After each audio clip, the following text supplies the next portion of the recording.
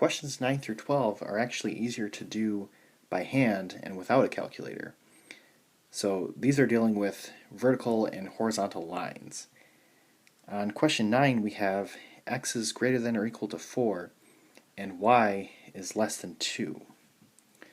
So if this were an equal sign, x is equal to 4 is a vertical line through 4.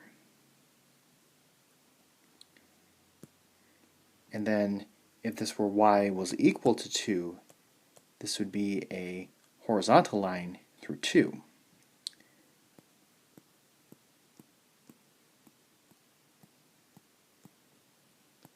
So I made that dashed because this is less than 2, which means it's going to be a dashed line, and x is greater than or equal to 4, which means the vertical line is going to be solid.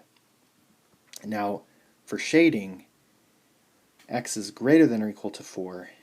Greater than means we need to shade to the right of a vertical line. And then less than means we need to shade below the horizontal line.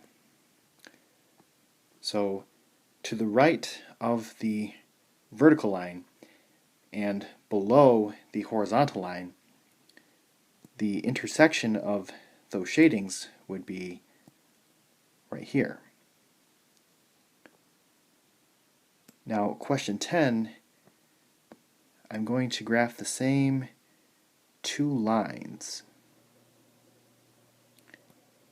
However, the shading is going to be different on this. So x is less than or equal to 4. We want to shade to the left.